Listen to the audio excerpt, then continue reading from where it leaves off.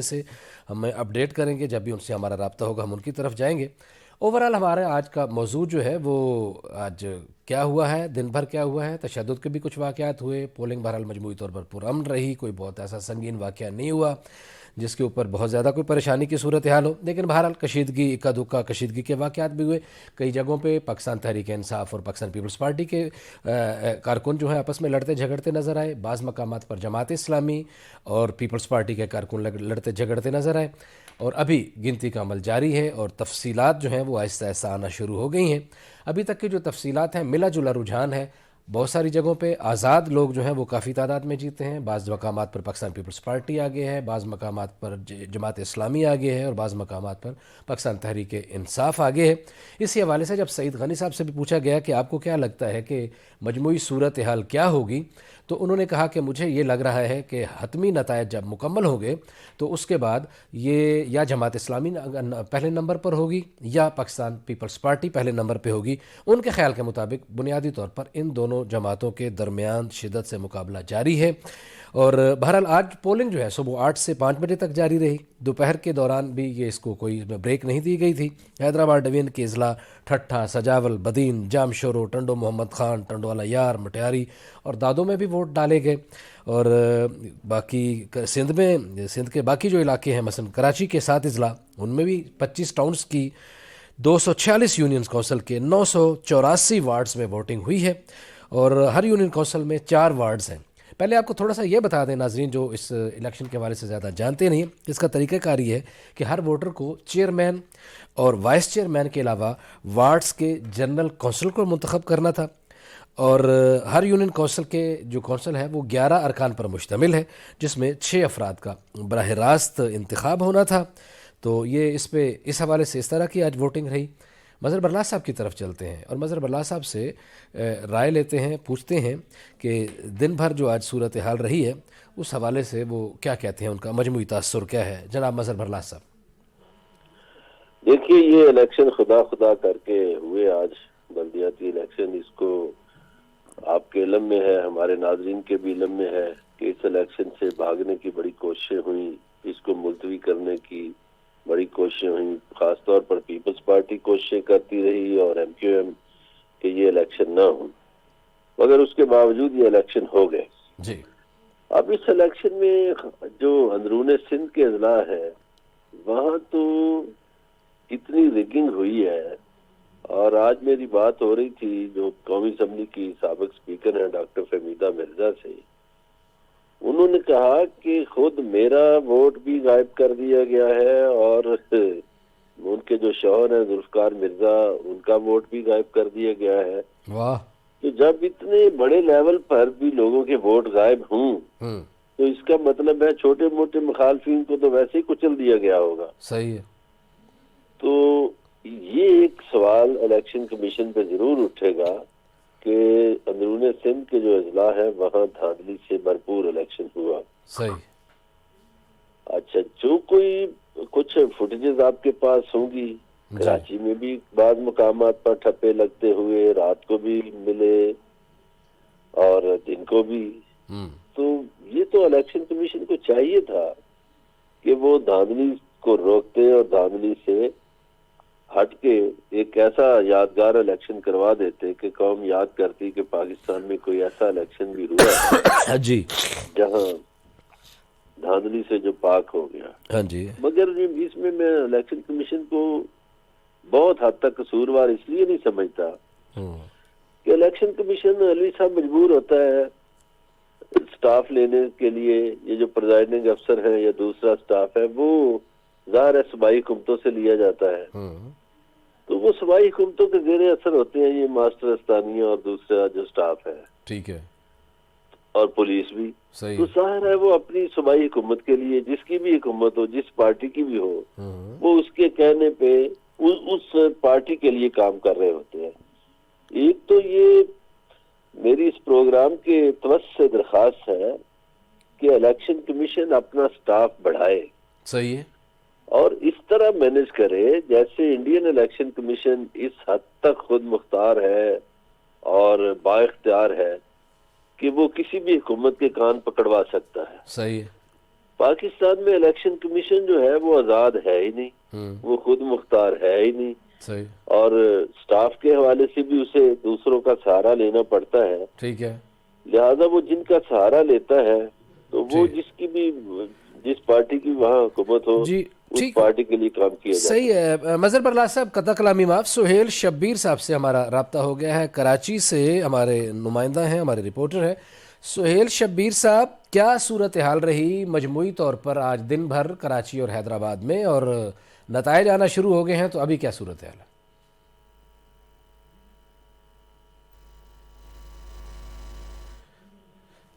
معذرت چاہتے ہیں، شاید تکنیکی خرابی کی وجہ سے سہیل شبیر صاحب سے رابطہ دوبارہ منقطع ہو گیا. ہم ان سے رابطہ کریں گے، لیکن آپ کو مجموعی طور پر ہم بتاتے چلیں کہ اچھا، سہیل شبیر صاحب سے رابطہ بحال ہو گیا ہے. جی سہیل شبیر صاحب، میں آپ سے پوچھ رہا تھا کہ آج دن بھر مجموعی صورتحال کیا رہی، اس پہ ذرا ہمیں آگاہ کر دیں، پھر اس کے بعد پھر نتائج کی طرف بڑھتے ہیں.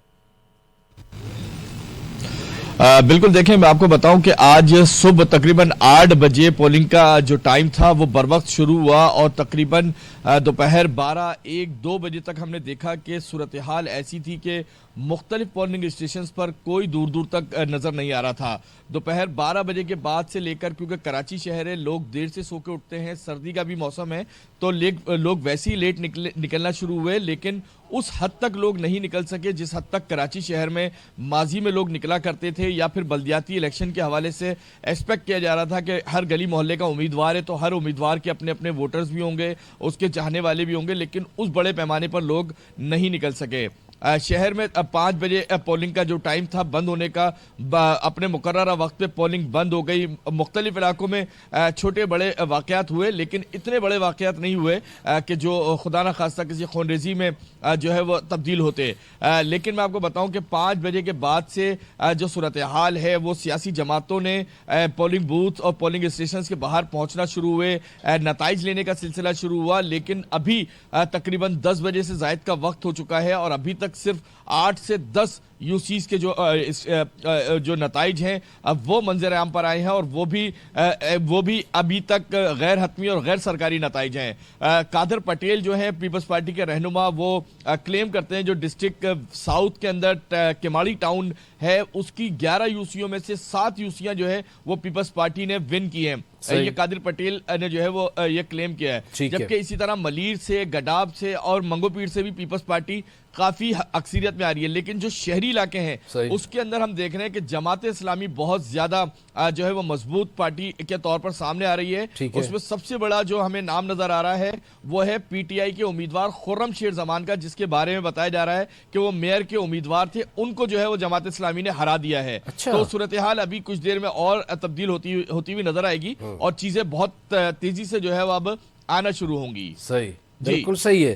اچھا مجموعی طور پر پاکستان تحریک انصاف کا کیا رہا سلسلہ؟ جو ابھی تک ہمارے سامنے نتائج آئے ہیں یا آپ کے سامنے جو آئے ہیں، اس میں آپ تو بتا رہے ہیں کہ یہ مقابلہ جو ہے پاکستان پیپلز پارٹی اور جماعت اسلامی کے درمیان نظر آ رہا ہے، تو پاکستان تحریک انصاف کا فاصلہ کچھ بہت زیادہ ہے یا کچھ کم ہے؟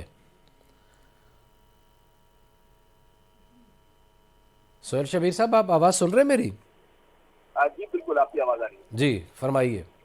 تو میں یہ بتا رہا ہوں کہ میں انصاف ہاؤس پر اس ٹائم موجود ہوں، جو کراچی میں پاکستان تحریک انصاف کا مرکزی دفتر ہے، اور یہاں پر بھی میں آپ کو بتاؤں کہ ابھی بالکل رونق نظر نہیں آ رہی ہے. رہنماؤں کے چہرے جو ہے وہ اس حد تک خوش نظر نہیں آ رہے. ان کے چہروں کی مایوسی اور اداسی بتا رہی ہے کہ ان کو کوئی اچھے نتائج جو ہے وہ سامنے نہیں آ رہے ہیں. اور جو شہر بھر سے اطلاعات آ رہی ہیں اس میں بھی لگ ایسا ہی رہا ہے کہ جماعت اسلامی اور پیپلز پارٹی، ان دونوں کے درمیان مقابلہ چل رہا ہے، اور ان دونوں کے درمیان جو ہے وہ صورتحال جو ہے وہ چل رہی ہے. لیکن ابھی کیونکہ الیکشن کا نتائج آنے کا سلسلہ شروع ہوگا اب سے کچھ دیر قبل، کیونکہ نتائج بہت سلو آ رہے ہیں، باوجود اس کے کہ ٹرن آؤٹ بہت کم رہا ہے. بائیکاٹ کا فیکٹر موجود تھا، اس کے علاوہ سردی تھی، ووٹر مایوس ہے، بہت سارے ایلیمنٹس ہیں. اس کے باوجود بھی جو ہے وہ نتائج آنے کا سلسلہ بہت سلو ہے، جس پر جماعت اسلامی نے اب سے کچھ دیر قبل جو ہے وہ ایک بڑا اعلان کیا ہے کہ تمام کارکنان پولنگ اسٹیشنز کا گھیراؤ کر لیں. تو تمام کارکنان کو ہدایت کی ہے کہ وہ گھیراؤ کریں. اور دوسری طرف میں اگر آپ کو بتاؤں کہ اب سے کچھ دیر قبل پی ٹی آئی کے 2 ایم پی اے ہیں، جس میں عدیل اور ایک بتایا جا رہا ہے دوسرا ایک راجہ اظہر، ان دونوں کے حوالے سے بتایا جا رہا ہے کہ ان دونوں کو گرفتار کرنے کی اطلاعات ہیں، کورنگی پولیس نے ان کو گرفتار کیا ہے۔ تو جو ابھی میرے سرسری طور پہ معلومات نہیں ہے اس کے مطابق بتایا جا رہا ہے کہ عدیل جو ہے وہ ایم پی ہے، ان کے اوپر الزام ہے کہ انہوں نے الیکشن کی جو بیلٹ باکس ہے اس کو لے جانے کی کوشش کی، اس پر مقدمہ درج کیا اور اس کے بعد ان کو گرفتار کر کے نامعلوم مقام پر منتقل کیا گیا ہے۔ تو ابھی صورتحال ایسی چل رہی ہے کہ کراچی شہر میں کوئی بھی اس یقین کے ساتھ نہیں کہہ سکتا کہ فوری طور پر کہ ہم جیت گئے یا کوئی اور پارٹی جیت گئی، تو بہت تشویشناک صورتحال اس ٹائم کراچی شہر میں۔ ٹھیک ہو گیا بالکل۔ ایک دن میں یہ بھی ایک اطلاع آ رہی تھی کہ گلشن معمار کے بلاک ڈی میں جھگڑے کے بعد پی ٹی آئی کے ایک ایم پی اے رابستان خان کو حراست میں لیا گیا تھا۔ بہرحال میں آپ کی طرف واپس آؤں گا سہیل شبیر صاحب، ابھی مجھے بیورو چیف اسلام آباد سہیل اقبال بھٹی کی طرف جانا ہے۔ بھٹی صاحب آج یہ انہوں نے کہا بھی صحیح، پریس کانفرنس بھی ایم کیو ایم والوں نے کی، انہوں نے کہا کہ ہم جیت گئے ہیں، ہمارا سٹرینس جیت گیا ہے اور دھاندلی ہار گئی ہے، کراچی شہر جیت گیا ہے، بائیکاٹ کی وجہ سے لوگ اس طرح نہیں نکلے۔ ابھی ہم سہیل شبیر صاحب کو بھی سن رہے تھے، وہ بھی یہی کہہ رہے ہیں کہ اوور آل ٹرن آؤٹ جو ہے وہ بہت کم رہا ہے، تو کیا کہتے ہیں آپ؟ جی علی صاحب، اگرچہ کہ ایم کیو ایم کی قیادت 2 دن سے مسلسل مشاورت کر رہی تھی اور ایم کیو ایم کے خدشات کو مد نظر رکھتے ہوئے یہ کوششیں بھی ہوئیں کہ جو ان کے تحفظات ہیں ان کو دور کرنے کے لیے کوئی درمیانی راستہ نکالا جا سکے اور یہ الیکشن ملتوی ہو جائے، لیکن نہ ہو سکے۔ لیکن ہم توقع کر رہے تھے کہ ایم کیو ایم ایک مجموعی طور پر ایک اپنے کرتے ہوئے اس کا حصہ لیتی تو شاید بہت بہتر ہوتا، اور سندھ حکومت کی بھی تمام تر کوششوں کے باوجود الیکشن تو ہو گئے۔ اب کاؤنٹنگ کا سلسلہ جاری ہے اور حسب روایت تمام جماعتوں کے جو رہنما ہیں وہ پولنگ سے ختم ہونے کے 1 گھنٹے بعد ہی بڑی اکثریت اور جیت کے دعوے کر رہے تھے، لیکن شاید کچھ ٹائم لگے گا۔ لیکن یہ اچھا خوش آئند ہے کہ الٹیمیٹلی بلدیاتی انتخابات کراچی میں اور حیدرآباد میں اور دیگر اضلاع میں التوا کا شکار نہیں ہوئے، جیسا کہ اسلام آباد کے اندر 1-2 دن پہلے جا کر سارا سلسلہ الٹ ہو گیا تھا۔ اب معاملہ یہ ہے کہ جس طرح سندھ کا کلچر ہے اور جس طرح سے وہاں پہ کنڈکٹ ہوتا ہے الیکشن کا، وہاں بہت سے شکایات ہمیشہ رہتی ہیں۔ عالمی ادارے ایسے جو کہ الیکشن آبزرور کے طور پر کام کرتے ہیں ان کے بھی ہمیشہ سے کنسرن رہے ہیں، لیکن ہمیں لگتا تھا کہ وقت گزرنے کے ساتھ الیکشن کمیشن کے لیول کے اوپر اور باقی جو انتظامیہ ہوتی ہے وہ کچھ نہ کچھ بہتری لائے گی کہ بہتر انداز میں شفاف طریقے کے ساتھ الیکشن ہو سکے۔ لیکن وہی بہت پرانا اور فرسودہ طریقہ کار چلتا آ رہا ہے، اور الیکشن کمیشن جس کے ہم خود مختلف حوالے سے بات کرتے ہیں، وہ چیف الیکشن کمیشن جس کی بہت ذمہ داری ہوتی ہے الیکشن کے اصلاحات کے حوالے سے، اور جن کا تقرر پاکستان تحریک انصاف کے دور حکومت میں ہوا۔ عمران خان صاحب پہلے قوم کو تموید دیا کرتے تھے کہ انہوں نے بہترین انتخاب کیا ہے چیف الیکشن کمشنر کا، اور لیکن بعد میں انہوں نے کہا یہ تو کسی اور نے لگوایا ہے۔ چلے صحیح ہو گیا، بالکل ٹھیک ہے سہیل بھٹی صاحب۔ مجھے سہیل شبیر کی طرف جانا ہے کراچی، اور ان سے آخری سوال میں ذرا پوچھ لوں کہ ابھی آپ کو جو صورتحال آ رہی ہے، اب وہاں موجود ہیں، ایک تو مجھے یہ بتائیے کہ چلیں آپ نے بتایا 12-12:30 بجے کے بعد جو ہے وہاں کچھ تھوڑی سی گہما گہمی تیز ہوئی۔ ہم مومن آباد کے علاقے کے حوالے سے کہہ رہے تھے کہ وہاں کے لوگوں کو بڑا جلدی جاگنے کا اشتیاق ہوتا ہے، وہ جلدی جاگتے ہیں، یہ بتایا جا رہا تھا، اور وہ لوگ شاید ان ٹائم جاگے ہوئے تھے۔ لیکن ابھی پولنگ کا عمل ختم ہونے کے بعد کی صورتحال اب کیا ہے؟ آپ کو کتنی گہما گہمی نظر آ رہی ہے؟ لوگ کتنے انتظار میں ہیں رزلٹ کے؟ اور آپ کو کیا لگتا ہے کہ یہ معاملہ کتنی دیر تک رہے گا؟ یہ نتائج کب تک کمپلیٹ ہو جائیں گے؟ یہ کل پہ چلے جائیں گے یا رات تک آپ کو لگتا ہے کہ یہ وائنڈ اپ ہو جائے گا معاملہ؟ دیکھیں جو صورتحال ہے اس سے تو لگ ایسا ہی رہا ہے کہ شاید یہ معاملہ کل تک جائے۔ الیکشن کمیشن کی جانب سے جو رزلٹ آ رہے ہیں وہ بہت سلو ہیں، یا پھر رات گئے تک یہ سلسلہ جاری رہ سکتا ہے۔ اور دوسری بات، آپ نے گہما گہمی کی بات کی، تو میں آپ کو بتاؤں کہ صرف 2 علاقے ایسے ہیں جہاں لیاری اور ملیر کے علاقے جہاں تھوڑا سا جشن ہمیں جو ہے وہ پیپلز پارٹی کی طرف سے مناتا ہوا نظر آیا، لیکن جو دیگر شہر کے علاقے ہیں وہاں پر کیونکہ رزلٹ ابھی کلیئر نہیں ہو رہا، تو اس کی وجہ سے لوگ ابھی پریشان ہیں کہ ان کو کرنا کیا ہے۔ خصوصاً جو ہے وہ جشن منانے میں پی ٹی آئی جو ہے وہ سب سے آگے ہوتی تھی، لیکن پی ٹی آئی کی جانب سے بھی ابھی کوئی ایسی چیز سامنے نہیں آئی ہے کہ شہر کے کسی بھی علاقے میں کوئی جشن، کوئی ریلی، کوئی بھنگڑا ڈالتا ہوا کوئی کارکن بھی جو ہے وہ بھی نظر آیا ہو۔ لیکن میں آپ کو بتاؤں کہ ابھی لگ ایسا رہا ہے کہ رات کے 1-2 بجے کے بعد، کیونکہ بہت زیادہ بڑا رزلٹ ہے نہیں، 100 200 ووٹ کا رزلٹ ہے، تو یہ یقینی طور پر رات 1-2 بجے کے بعد جو ہے وہ تیز ہونا شروع ہو جائے گا۔ जो अली सुबह तक जो है वो मुझे लगता है कि काफ़ी हद तक रिजल्ट सामने भी आ जाएगा, बाहर भी आ जाएगा और उसमें बहुत सारी पिक्चर जो है वो क्लियर भी हो जाएगी। सोहेल शब्बीर, आपका बहुत शुक्रिया, आप हमें अपडेट कर रहे थे। नाजरीन, सोहेल शब्बीर का हमारे साथ यहीं तक साथ था और वापस आते हैं और मज़हर बरलास साहब से पूछेंगे कि सारी सूरत हाल को वो कैसे देख रहे हैं और उनके ख्याल में आगे क्या होने वाला है। हमारे साथ रहिएगा, मिलते हैं ब्रेक के बाद। वेलकम बैक नाज़रीन। ब्रेक में जाने से पहले कराची और हैदराबाद के बल्दियाती इंतखाबात पे बात हो रही थी, अभी थोड़ी इस पे बात करते हैं और मज़हर बरलास साहब का इस पे पॉइंट ऑफ व्यू लेते हैं कि क्या जो सूरत हाल पैदा हुई है उसमें पाकिस्तान तहरीक इंसाफ के हवाले से बहुत ज़्यादा खुशगुमानियाँ भी थीं और बड़ी तवक्कुआत भी थीं। पाकिस्तान तहरीक इंसाफ की लीडरशिप जो है वो खासे दावे भी कर रही थी। मज़हर बरलास साहब से पूछते हैं कि वो इस दौड़ में कहीं उस तरह नज़र नहीं आ रहे, उसकी क्या वजह है और क्या अभी इमरान खान साहब अपनी मकबूलियत बल्दियाती सतह पे कराची में खो रहे हैं, ये वजह है या कोई और वजूहत है? बरलास साहब क्या ख्याल है आपका? इसमें भी दो बड़ी, एक वजह तो मैंने पहले गुफ्तगू में बयान की है जी कि ज़ाहिर है वहाँ पीपल्स पार्टी की सूबाई हुकूमत है, वो मैंने इलेक्शन से भी बयान की। दूसरा जो हाफिज नईमुर रहमान साहब है, ये करते से काम कर रहे हैं कराची की सतह पर, सही, हर रोज कोई ना कोई ये मुजाहरा करते थे, कोई ना कोई एहतजाज करते थे, कराची के हुकूक की बात करते थे जी। तीसरा ये है कि अभी तक रिजल्ट नहीं आए। हाँ, हतमी तो नहीं आए। पीटीआई के लोग हैं ना जी जी, देखिए उनको भी वोट मिलेंगे। सही है, ये तीनों पार्टी। अच्छा, इसमें से जो बड़े बड़े दावे करने वाले थे वो आपकी बात दुरुस्त है कि पीटीआई और पीपल्स पार्टी वाले थे। जमात इस्लामी ने दावे नहीं किए जी, मेरा ख्याल जमात इस्लामी ने काम दिखाया है, दावे नहीं किए। दुरुस्त है। तो दावे ये दोनों जमातें कर रही थी, लेकिन अब हो सकता है कि वोटों की तकसीम इस तरह की हो जाए, मेंबरान जब जीत जाए तो को दो जमातों को मिलके बनाना पड़े। सही है। तो उसमें फिर ये सोचना होगा कि कौन सी जमात मिल सकेगी किसी के करीब। सही है। तो जमात इस्लामी तो उसी पार्टी के साथ मिलेगी जो उनके नजरिए या सोच के करीब होगी। सही। तो उसमें अब लेकिन हतमी बात उसी वक्त हो सकती है जब रिजल्ट आ जाए। रिजल्ट चूंकि अभी नहीं आए, फाइनल रिजल्ट आ जाए। आपको पता है हम जिस मुल्क में रहते हैं यहाँ आधी रात को भी रिजल्ट बदल जाते हैं, और इस मुल्क में तो आपको पता है कि बाद औकात ये होता है कि रात 11 बजे तक एक उम्मीदवार जीत रहा होता है बहुत हजारों की लीड से, और वो जश्न भी मना लेता है, और सुबह जब उठता है तो उसे पता चलता है कि वो हार चुका है 400 वोटों से या 300 वोटों से या 10 वोटों से। ऐसे ही। तो जब तक हतमी रिजल्ट नहीं आ जाता उस वक्त तक हतमी बात नहीं की जा सकती। बिल्कुल दुरुस्त है जी, हतमी बात उस वक्त तक नहीं हो सकती। अगली खबर की तरफ बढ़ते हैं और सोहेल इकबाल भट्टी साहब की तरफ बढ़ते हैं। भट्टी साहब, ये आज चौधरी परवेज इलाही ने कहा है कि निगरान सेटअप के लिए हमने 3 नामों पर गौर किया है, अहमद नवाज सुखेरा, नसीर अहमद खान और नासिर सईद खोसा के हवाले से। तो क्या कहते हैं?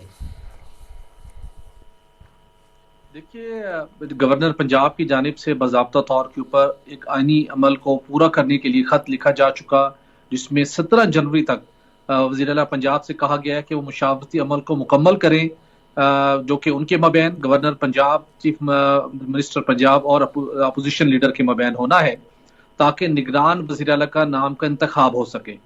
और तो उन्होंने तहरीरी तौर के ऊपर बाज़ाब्ता तौर के ऊपर बरासर अरसाल किया और उसके बाद ये नाम अब सामने आना शुरू हुए। तो यकीनी तौर के ऊपर ये अब आईनी तकाजा है, उसको पूरा करने के लिए इस प्रोसेस ने मुकम्मल होना है।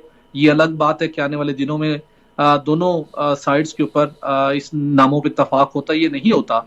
लेकिन जब तक नाम सामने आए हैं, अहमद नवाज सुखेरा साहब, जिनसे माजी के अंदर मुख्तलिफ अमूर के हवाले से डिस्कशन रही, तो अमूमी तौर के ऊपर वो जिस तरह का उनका एक फैमिली बैकग्राउंड है और जिस तरीके के साथ उन्होंने अपनी सर्विस की, तो वो अमूमी तौर के ऊपर उनकी राय ये होती है कि इस किस्म के जहाँ पर ये पॉलिटिकल मामलात हैं, मर्ड स्लिंगिंग होती है, इल्जामात का सामना करना पड़ता है। जैसे कि माजी के अंदर जब नजम सेठी साहब वज़ीर आला पंजाब बने थे, तो आपको याद होगा कि उन्हें किस किस्म के संगीन इल्जामात का सामना करना पड़ा। तो ऐसी होस्टाइल पॉलिटिकल सिचुएशन के दौरान मेरी ख्याल कि अहमद नवाज सुखेरा साहब कुछ इस किस्म की कोई ऑफर कबूल करेंगे। अदरवाइज उनका जो कैरियर है, जो उनका कंडक्ट है, वो बड़ा शानदार रहा है। पाकिस्तान तहरीक इंसाफ के दौरे हुकूमत में भी वो कबीना सेक्रेटरी के तौर के ऊपर उन्हें खिदमात सर अंजाम दिए। उसके बाद नई यहाँ पर गवर्नमेंट आई और जो कबीना कैबिनेट डिवीजन का सेक्रेटरी होता है वो चूंकि बहुत ही खसूसी अहमियत और एतमाद का حامل ہوتا ہے پرائم منسٹر کے، تو انہوں نے یہاں پر بھی اپنے آپ کو ثابت کیا کہ وہ پروفیشنل طریقے سے اپنے امور کو چلاتے ہیں، تو انہوں نے اپنا کنڈکٹ اچھا ثابت کیا. لیکن لگتا نہیں ہے کہ وہ اس معاملے کے اندر کوئی انٹرسٹ رکھتے ہوں گے، اس آفر کو ایکسیپٹ کریں گے اگر کوئی اس کے اوپر کنسنسس ہو جاتا ہے، چونکہ پریکٹیکلی تو وہ دونوں جماعتوں کے ساتھ انہوں نے خدمات سر انجام دی ہیں، اور دونوں کا عمومی طور کے اوپر ان کے نام کے اوپر اتفاق رائے ہونا بھی کوئی مشکل بات نہیں ہے.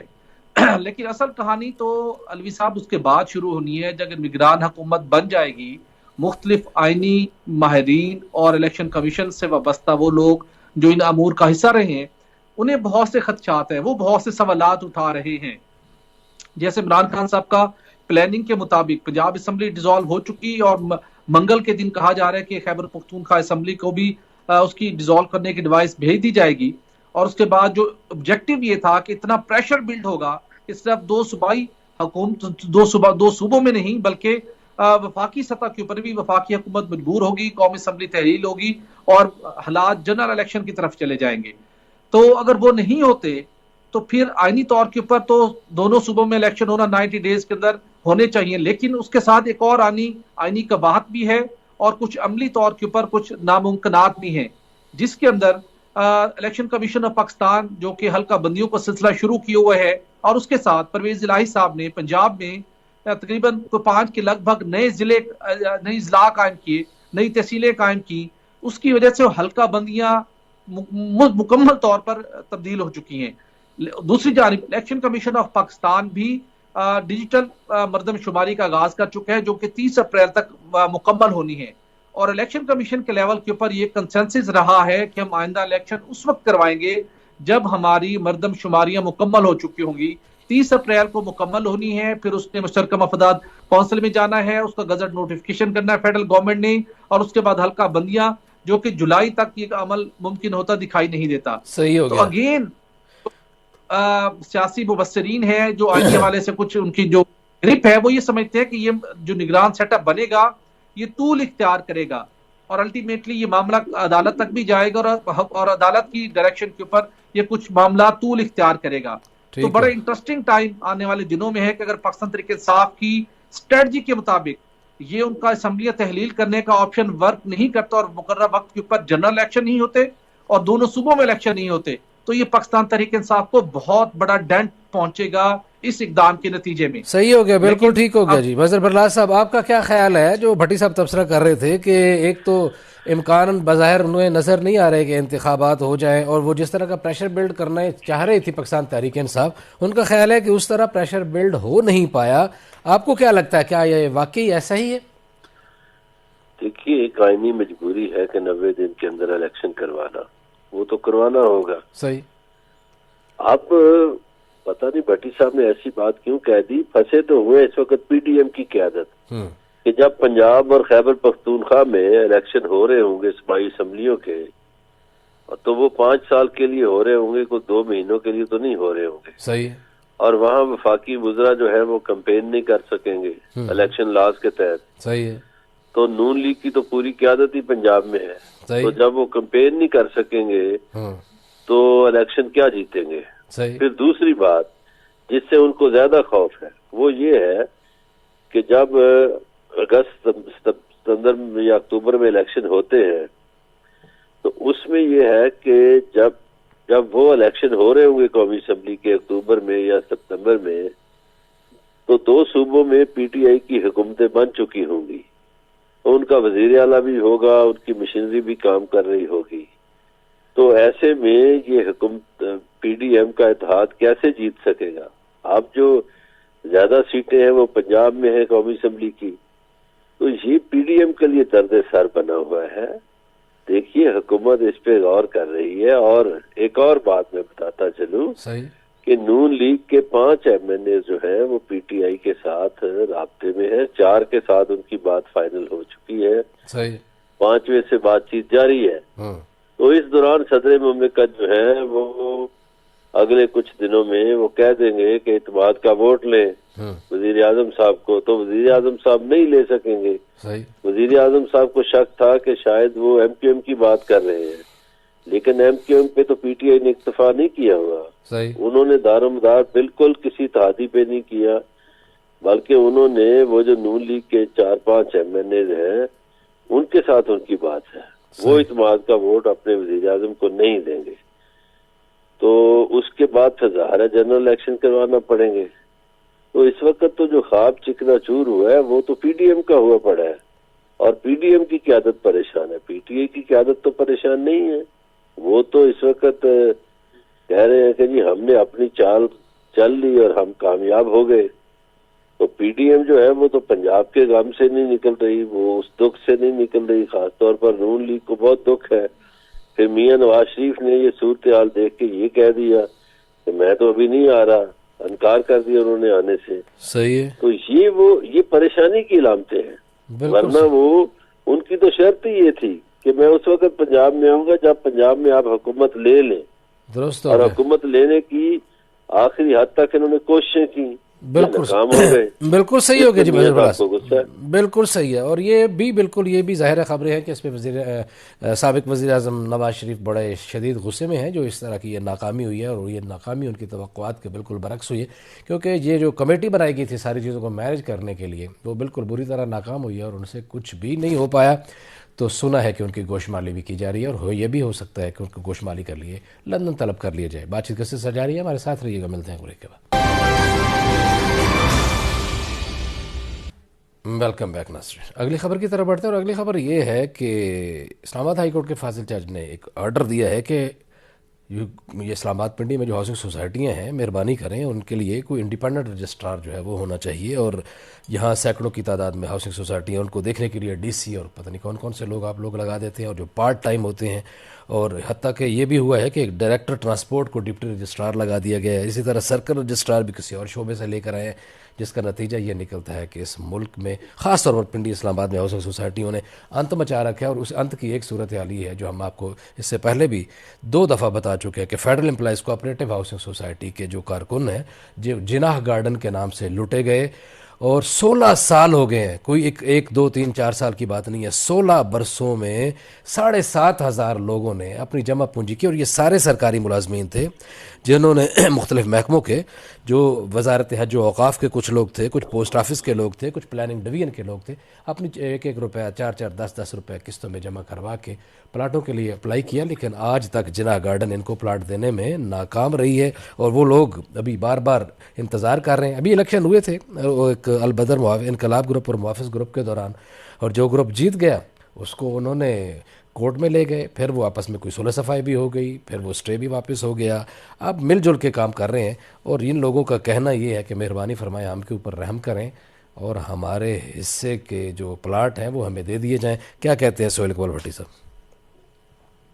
علی صاحب، یہ بڑے ہی دکھ اور تکلیفی بات ہے کہ اس قسم کے ہزاروں ایسے کیسز موجود ہیں، لیکن ہم سمجھتے ہیں کہ اس سارے پروسیس کو کنٹرول کرنے والے جو متعلقہ اتھارٹیز ہیں ان کی آپ نااہلی کہہ لیں، نالائکیاں کہہ لیں، یا ان کی ملی بھگت کہہ لیں، اس کے نتیجے میں وہ فیملیز جن کی عمر بھر کی کمائی اس راہ میں لٹ چکی ہے اور ان کے کوئی داد رسی کرنے کو بھی تیار نہیں ہے۔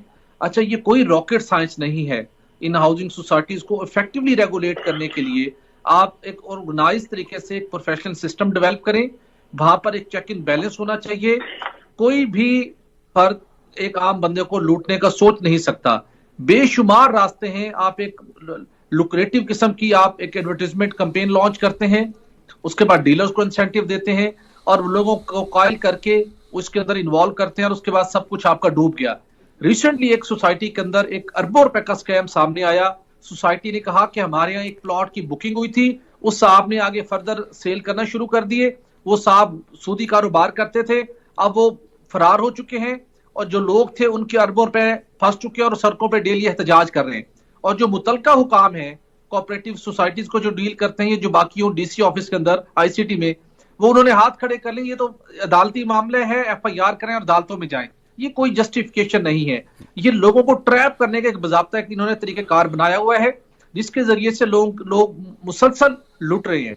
تو یہ ایک سمپل سا طریقہ کار بنا دیں، مخلوق کے خدا کی بھی ان کو دعائیں ملیں گی، ادروائز اسلام آباد کے سراؤنڈنگ میں دیکھیں تو وہ 100 سے زیادہ لگ بھگ سوسائٹیز ہیں، کچھ تو این او سی کچھ کے پاس نہیں ہے، زمین نہیں ہے، صرف ایڈورٹیزمنٹ کے نام کے اوپر وہ اربوں روپے کی فائلیں بیچ چکے ہیں، لیکن کوئی ٹھیک ہو گیا, والا بالکل نہیں. صحیح ہے. لیکن اس میں میں پھر بھی فاضل جج کی تعریف کروں گا کہ انہوں نے بڑا زبردست آرڈر دیا ہے کہ یہ کوئی پراپر آدمی لگائیں. یہ ڈی سی وغیرہ کے پاس اور بھی بہت سارے کام ہوتے ہیں اور ان کو آپ پارٹ ٹائم کے لیے اس کام پہ لگا دیتے ہیں, تو یہ کوئی انسانیت نہیں ہے. اس کام کو ٹھیک طریقے سے کرنے کی کوشش کریں, لوگوں کا پیسہ لوٹا ہوا ہے.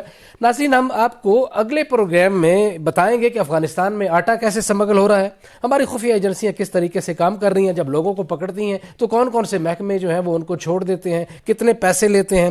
اس میں محکمہ خوراک کے کون کون سے افسر ملوث ہیں, وہ افسر کہاں کہاں سے آئے ہیں اور کس کس کی سفارش پہ آئے ہیں. جب یہ ٹرک گزرتے ہیں تو ان ٹرکوں کو پروٹوکول کون کون سے محکموں کی گاڑیاں دے رہی ہوتی ہیں, اور ایک ایک ٹرک کو گزارنے کا ریٹ کیا ہے. اور اگر کسی ٹرک کے اوپر, کسی مال کے اوپر کوئی کنٹرول کر لیا جائے اور ان کو پکڑا جائے تو پھر اس کی مالیت کتنی بن جاتی ہے اور پھر اس کا کیا ہوتا ہے, اور جس کے نتیجے میں اس ملک کے لوگ جو ہیں آٹے سے محروم ہیں, لائنوں میں لگے ہوئے ہیں, بھوک سے مر رہے ہیں, اور یہ لوگ مال پانی بنا رہے ہیں. اس کے حوالے سے آپ کو پوری تفصیلی رپورٹ بتائیں گے اور پورا تفصیلی پروگرام کریں گے انشاءاللہ اگلے پروگرام میں. اپنا خیال رکھیے گا.